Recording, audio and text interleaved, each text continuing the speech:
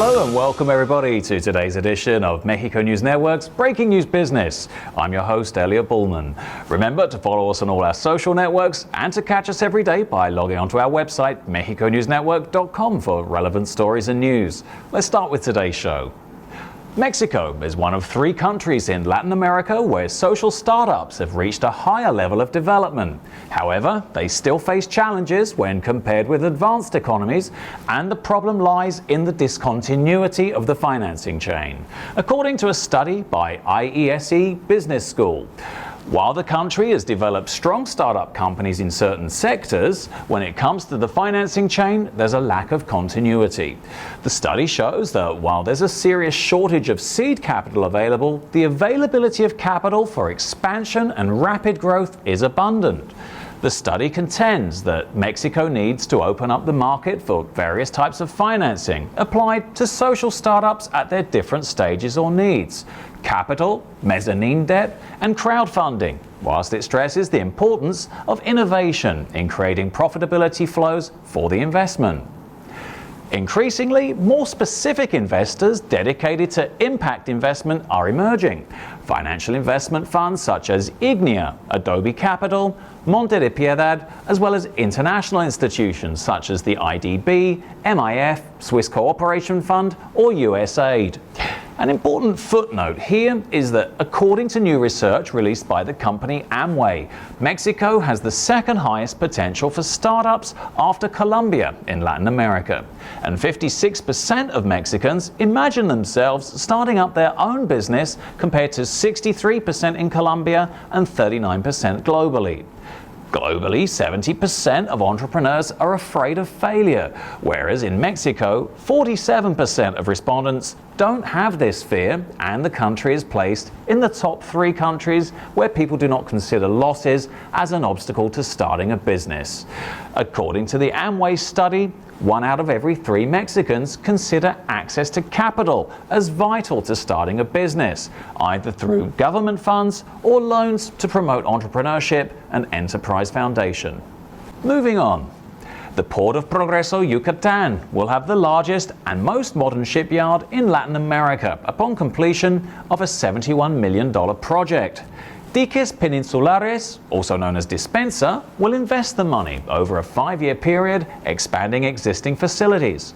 Dispensa CEO Ruben Peniche Pasos said the shipyard will consist of 2 floating docks and will handle the maintenance and repairs of vessels and platforms for the petroleum industry in Europe, Asia, and South America.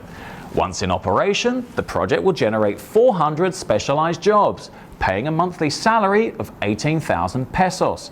An agreement has been made with the Progreso Technological Institute and the Dutch firm Damen Shipyards Group to carry out training. The same company will also be responsible for construction of the floating piers, scheduled to begin in January. The principal pier will be 80 meters long and have a capacity to lift 3,200 tons. Peniche Pasos said the shipyard will boast the latest technology and compete with the best shipyards in the world. The first stage of the project will be completed within 18 to 22 months, he said. The yard will primarily offer maintenance of machinery, motors, communication systems, and electronics. The project will make Yucatan and Mexico competitive with the global shipping industry because we'll be the best, the most efficient, and the most profitable in Latin America, said Peniche Pasos. The main markets of the Port of Progreso are at the Gulf of Mexico and Mexico's central region. Internationally, it's an important site for tourism and the establishment of manufacturing plants. It's also one of the newest ports for cruise ships, where tourists disembark to visit Progreso, Mérida, and the archaeological site of Uxmal. In other headlines, given the assumption that presidential frontrunner Hillary Clinton enters the White House next month, the Mexican peso could strengthen to 18 units to the dollar next year, according to the IMEF. A poll conducted amongst 30 economists by the Mexican Institute of Financial Executives speculates an average exchange rate of 18 pesos per dollar by the end of 2017 and 18.9 by the end of this year. This assumption can only be calculated under the premise of Clinton's victory, because the other scenario we dare not even attempt to calculate, said Joaquin Gandara, president of the IMEF, at a press conference. Trump, currently trailing Clinton in the polls, has been aggressive in his posture on Mexico, promising to build a border wall, massive deportations of illegal immigrants, and an overhaul of the NAFTA agreement. The Mexican peso has been one of the worst hit emerging market currencies, falling sharply against the dollar by more than 8% so far this year and by 16.84% last year. Economists attribute the possibility of Trump winning as one of the major reasons for the decline this year, coupled with uncertainty over future US monetary policy and price volatility for crude oil. This week, Mexico's central bank governor, Agustin Carstens, explained that volatility in local markets could ease if the situation involving US Republican presidential hopeful Donald Trump resolves itself.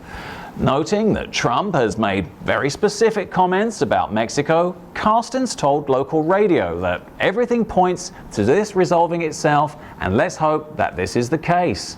And from then on, I expect that we could see much less volatility in our markets. And finally, let's take a look at the markets. The Mexican peso increased 0.33% to 18.58 from 18.52 in the previous trading session. The peso changed down 1.93% during the last week, down 6.2% during the last month, and was up 11.57% during the last year.